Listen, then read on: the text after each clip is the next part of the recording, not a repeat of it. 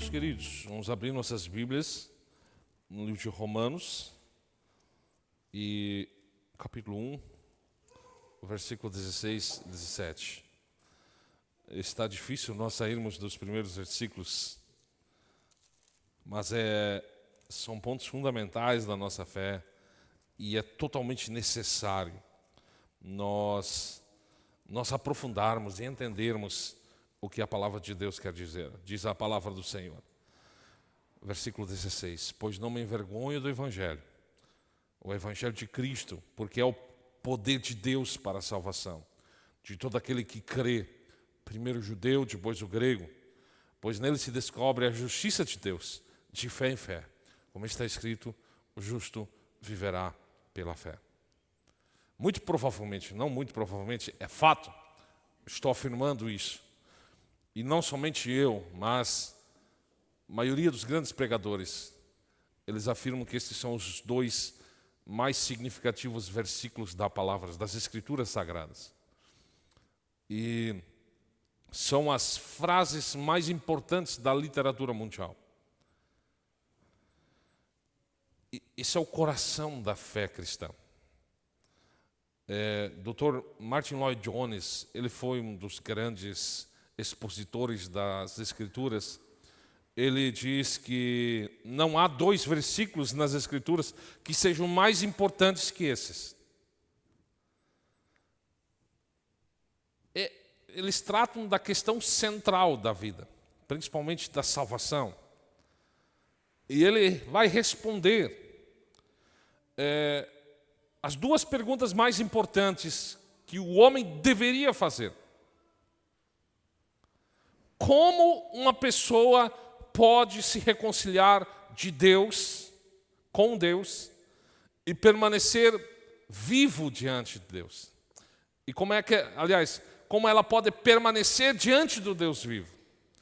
Como ela pode se reconciliar e como ela pode permanecer reconciliada com Deus?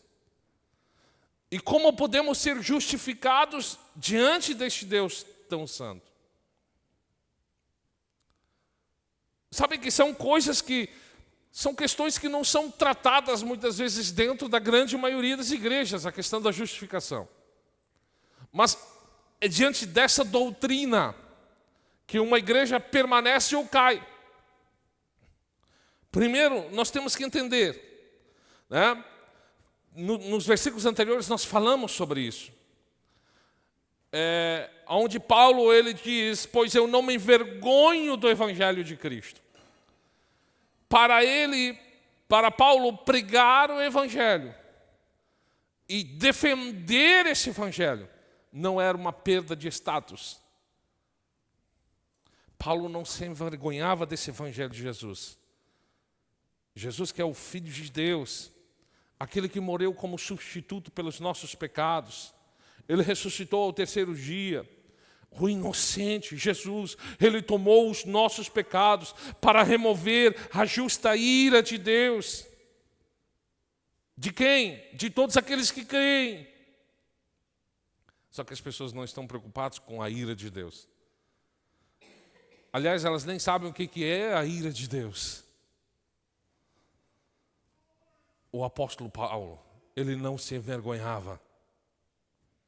Embora que fosse uma mensagem que não se alinhava, por exemplo, com os valores e os interesses daquela época. E também não é uma mensagem que se alinha aos valores e aos interesses hoje. É totalmente uma mensagem de renúncia, uma mensagem, né, evidente que quase que se tornou um modismo se dizer evangélico. Quando nós entramos na onda das grandes celebridades, embora que eu vejo que muitas celebridades de fato se convertem e abandonam a sua vida de pecado.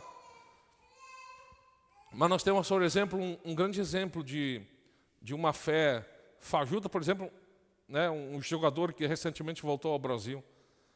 Aí ele botava aquela faixa, Jesus my love, ou sei lá, né, exaltando, dizendo-se que até fazia uma célula na casa dele, mas aí logo no outro dia ia lá num prostíbulo, ou fazia orgia e tal.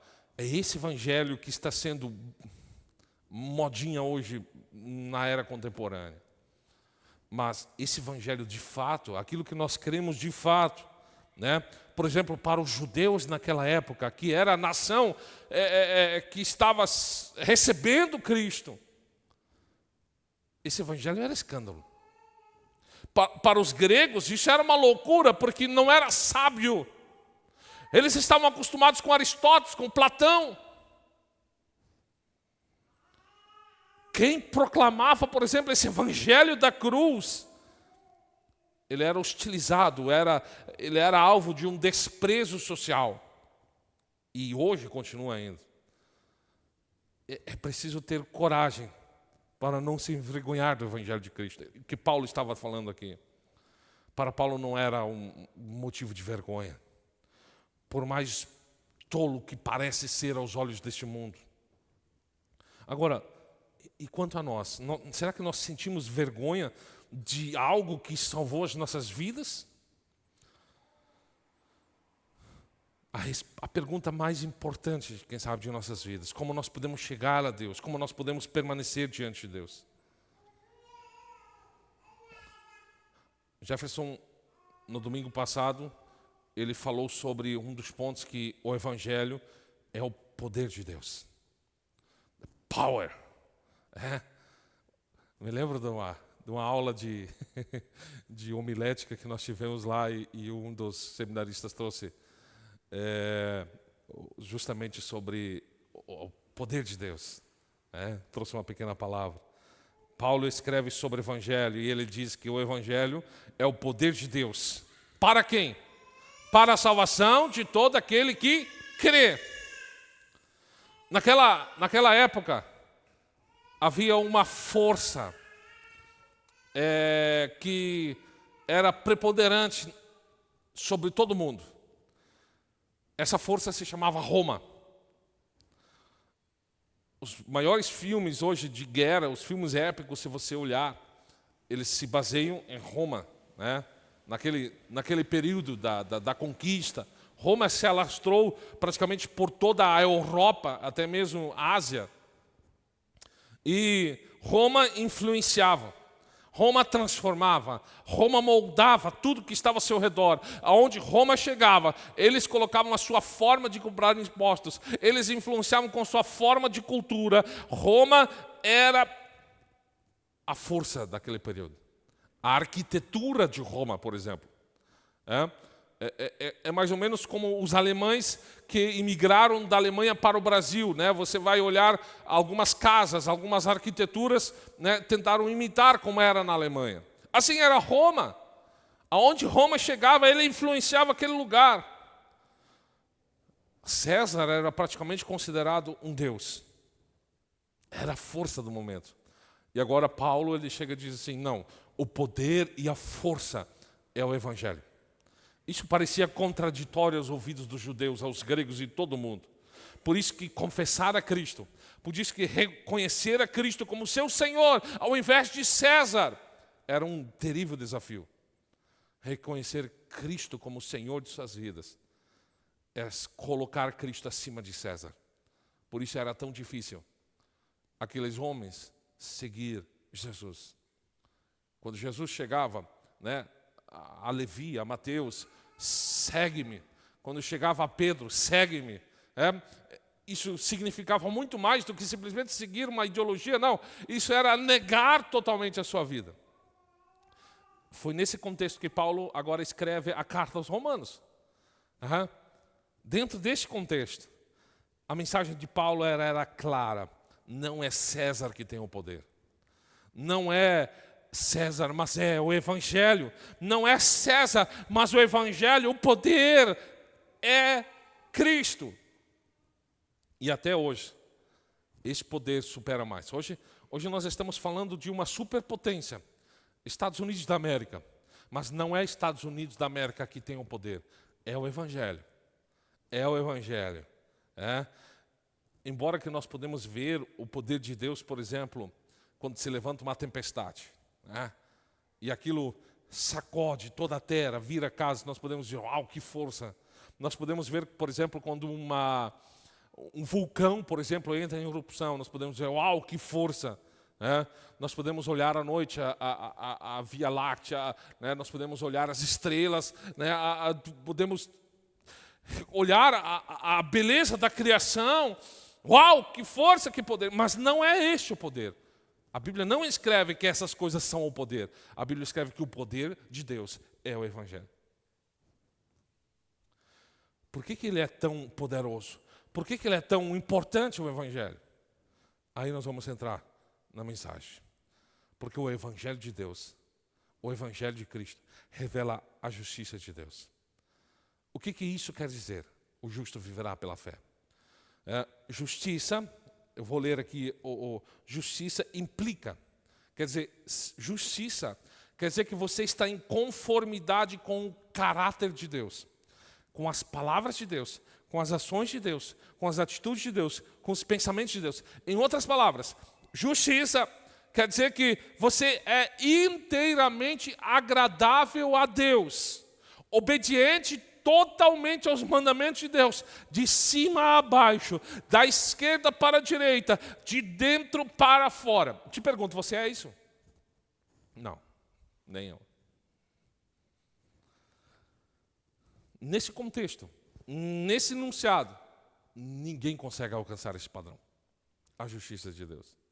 Paulo, ele dedica um longo trecho da carta, para mostrar o quão longe nós estamos desse padrão.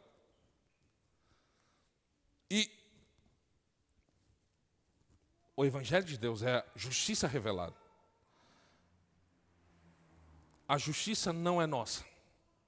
A justiça é de Cristo. Paulo ele diz lá em Romanos 3, 21, diz assim: agora, porém, sem a lei, a justiça de Deus se manifestou, sendo testemunhada pela lei, pelos profetas, isto é, a justiça de Deus, mediante a fé em Cristo Jesus, para todos e sobre todos os que creem, pois não há distinção.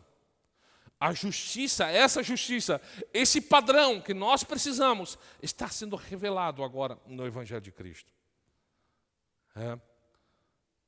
Jesus, ele é justo.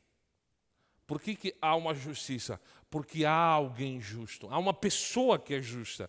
Cristo é justo. A Bíblia diz que Cristo ele possui essa justiça de duas formas.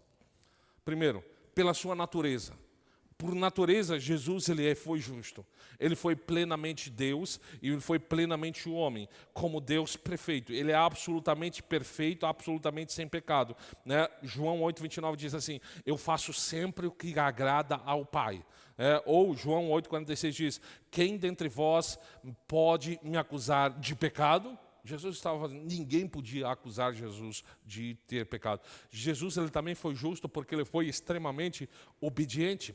Por exemplo, Cristo ele foi obediente em todos os quesitos da lei. Por exemplo, quando Jesus pede para ser batizado por João Batista, João Batista diz assim: eu que precisaria ir até vocês, e tu vens a mim. Jesus ele diz assim: deixa por agora, pois assim convém cumprir toda a justiça. Então Deus ele foi extremamente pontual, Cristo ele foi extremamente pontual e obedeceu a tudo. Agora, tem mais um porém. A justiça ela veio através do sacrifício.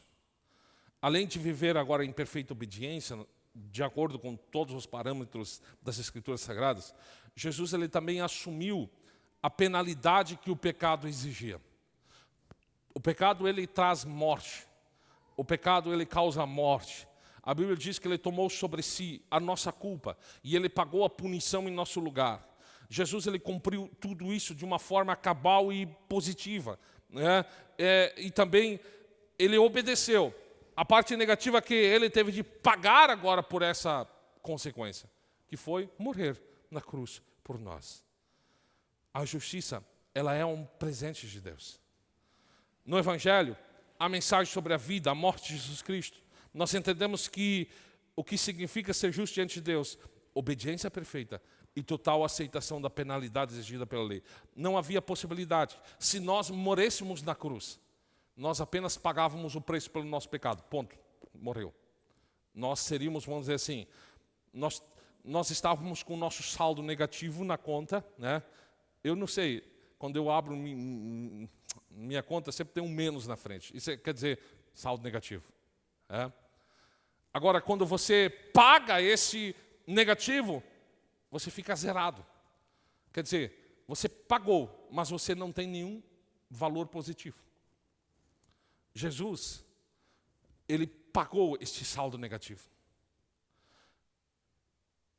Isso não traria sobre nós nenhuma qualidade para ir ao céu. Mas a Bíblia diz que ele imputou sobre nós a sua justiça. Porque Jesus, sim, tem saldo positivo. E esse saldo positivo ele transferiu para o nosso crédito. Paulo, ele não se envergonha disso, porque a justiça é um presente de Deus. Agora, eu te pergunto, do que adianta Cristo ser justo e nós não sermos justos? Nós estamos falando sobre Cristo ser justo. Ele cumpriu a lei, ele obedeceu a lei, ele pagou pelos nossos pecados. Mas do que adianta Cristo ser justo e nós não sermos? Como é que a justiça de Cristo pode se tornar nossa? Essa foi a pergunta que atormentou Martinho Lutero. Martinho Lutero ele se levou ao desespero por causa disso. Ele buscava cumprir. E aí você pode ter uma noção de como era assistindo, por exemplo, alguns filmes. Tem um filme que eu me lembro agora, embora tenha outros, Anjos e Demônios, onde os padres eles se automutilavam. Vocês lembram disso? Eles pegam, e eles se automutilavam, pensando de que assim eles poderiam pagar pelos seus pecados.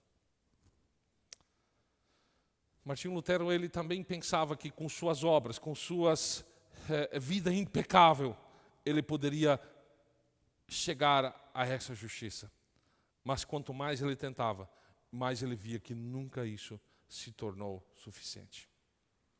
E essa foi a grande descoberta da Reforma Protestante. Essa foi a grande descoberta. A Bíblia diz que um dia uma luz brilhou sobre este versículo. O meu justo viverá pela fé. Jesus diz, sede vós, pois, perfeitos, como o vosso Pai Celestial é perfeito.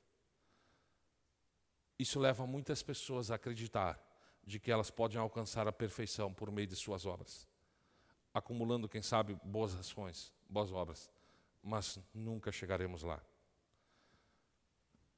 O que a fé tem a ver com tudo isso? O Evangelho revela isso. Diz que o justo, porque no Evangelho é revelada a justiça de Deus, uma justiça que do princípio ao fim é pela fé. Como está escrito, o justo viverá pela fé. Isso significa que Deus oferece a justiça como um presente àqueles que creem. Nós não precisamos realizar nada extraordinário, sobre-humano. A justiça de Deus ela não é conquistada, mas ela é recebida pela fé. E essa foi a grande descoberta de Martinho Lutero. E aquilo desencadeou a Reforma Protestante. E por isso nós cremos desta forma. Porque a fé reformada ela é justamente fruto de toda essa Reforma Protestante. Enquanto aqueles que acreditam que a salvação é merecida pelas suas obras, é totalmente contraditório aquilo que Martinho Lutero acreditava. A justificação, ela acontece quando Deus nos declara justos, com base naquilo que Cristo é. Nossas falhas, nossos pecados são perdoados, ok. E agora nós recebemos a justiça de Cristo. Paulo diz assim, lá em Romanos 8:33, quem intentará acusação contra os eleitos de Deus? É Deus quem os justifica. Quem os condenará? Pois é Cristo quem morreu antes, quem ressuscitou, qual está à direita de Deus, também intercede por nós. Portanto, não há nenhuma condenação àqueles que estão em Cristo Jesus. Ponto final. Isso é uma sentença. Quer dizer, o nosso saldo negativo foi zerado. Cristo, ele tomou sobre si todos os teus pecados, os meus pecados, e levou sobre si, sobre a cruz. Acontece a primeira doutrina da imputação. Os meus pecados, eles foram arrancados de você e eles foram colocados sobre Cristo. Imputar. Imputar é o contrário de amputar. O que é amputar? É cortar fora. Né? Imputar é colocar. Os teus pecados, eles foram tomados e foram colocados, imputados sobre Cristo. Quer dizer, o saldo negativo que estava na tua conta, aquilo que te condenava à condenação eterna, foi tomado de você. Agora, nós não ficamos apenas sem dívidas, porque isso não nos qualifica para ir ao céu. Isso não quer dizer nada. Mas agora nós recebemos a segunda imputação, que é a justiça de Cristo. Isaías 61:10 diz assim: Ele me cobriu com vestes de salvação e me envolveu com manto de justiça. A justiça, o saldo positivo não é algo que nós fabricamos ou nós produzimos com nossas boas obras. Mas ela é um presente de Deus. É como um pai que corre para encontrar o filho pródigo e coloca sobre ele novamente um anel, novas vestes. Agora você tem um saldo negativo zerado. E agora você recebe um mais, você se qualifica, você é declarado justo diante de Deus. E essa é uma declaração jurídica. Assim, quando o júri, em uma sentença, eles chegam a um consenso e eles trazem a declaração, porque o júri, ele não estipula a sentença.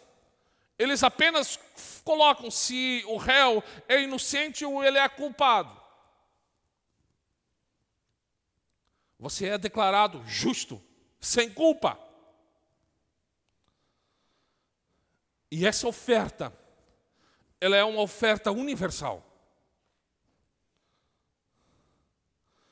Ela é válida tanto para os judeus como para os gregos e também de todos os povos. Não importa a sua origem, o seu passado, o seu presente, suas falhas. O Evangelho proclama ainda hoje. Porque pela graça sois salvos por meio da fé. Isso não vem de vós, mas é dom de Deus. Não vem de obras, para que ninguém se glorie. A salvação é somente pela fé. Isso é maravilhoso demais. Quando nós entendemos a justificação. Como nós podemos nos tornar justos? Por que nós precisamos nos tornar justos? Para que um dia nós possamos alcançar os céus. E se nós somos declarados justos, essa é uma decisão definitiva, irrevogável. Não há possibilidade alguma de alguém chegar e dizer para você: não, eu tenho uma coisa para você que te condena. Se Cristo nos declarou justos, não há nada que nos condene. Essa é a verdade. Paulo está defendendo isso aqui. Quem intentará acusação contra os eleitos de Deus? Por quê? Se fosse depender daquilo que nós fizemos, qualquer um de vocês podia chegar e dizer: não, o Jonatas me deve R$10. Não, o Jonatas, ele é um cara mentiroso. Qualquer um de vocês poderia chegar e dizer isso de mim. Não, o Jonatas é isso. Mas aí Paulo diz assim: não é uma justiça que vem do Jonatas. É uma justiça que vem de Deus. É Deus quem justifica. Quem os condenará? Quem pode nos condenar? Pois é Cristo quem morreu, antes quem ressuscitou, que está à direita de Deus e intercede por nós. Isso é maravilhoso demais. Por meio desse sacrifício, nós somos colocados dentro de eu sempre digo assim, dentro deste contexto, nós nos tornamos o corpo de Cristo. A Bíblia diz que nós somos quando nós somos chamados à salvação, quando nós recebemos o Evangelho, quando nós cremos nesse Evangelho, nós nos tornamos corpo de Cristo. Isso é maravilhoso. E nós somos cuidados, nós somos nutridos pelo cabeça que é Cristo. Nós somos zelados por Cristo. Nós somos amados por Deus. Nós nos tornamos parte de um grupo seleto que tem a convicção, que tem a certeza de que um dia estará nos céus. Que maravilha! Quantas vezes nós pensamos, e isso é dentro de um contexto de religiosidade, eu preciso me esforçar para que Deus me ame, para que Deus me dê isso. Não pense dessa forma. Pense da seguinte forma: eu vou fazer isso, eu vou fazer aquilo, porque Deus me amou primeiro. Eu vou fazer isso como um sinal de gratidão, de adoração a Deus. Eu não vou tentar viver uma vida justa para tentar alcançar o favor de Deus, porque isso é impossível. Mas eu vou viver uma vida justa. Eu vou fazer boas obras, porque Cristo já pagou o preço e isso me justificou. E agora eu vou viver então a minha vida sem pecado, eu vou viver uma vida evitando o pecado, eu vou viver uma vida fazendo coisas boas para glorificar a Deus, para exaltar a Deus. É isso que deve nos orientar, é isso que deve nos nutrir, é isso que deve definir a nossa vida. Justificados. Como é que eu sei que eu sou alguém que foi alvo da justiça de Cristo? Se eu creio que o sacrifício de Cristo foi de fato por mim. A Bíblia diz bem claramente, isso é tão fácil. A Bíblia diz: todo aquele que invocar o nome do Senhor será salvo. Uau, isso é tão maravilhoso. Mas quem consegue invocar o nome do Senhor? Aquele que foi chamado para a salvação. Porque a maioria das pessoas não quer. E não há, a Bíblia diz, não há um justo sequer. Todos estão condenados. Mas agora Cristo, Ele predestinou a pregação do Evangelho para que todos aqueles que creem em Cristo sejam salvos. E isso é maravilhoso. Nesta manhã, louve a Deus, porque você foi alvo dessa justificação. E aí nós temos como testemunhar dessa justificação de várias formas. A primeira delas é, por exemplo, no batismo. Nós mostramos e nós declaramos para o mundo que nós cremos nessa justificação. Nós batizando, nós mostrando para o mundo: eu sou uma nova criatura. E testemunhando para as pessoas, falando do amor de Deus. E acima de tudo, vivendo este amor, para que as pessoas vejam Cristo em nós. Se coloque de pé nesta.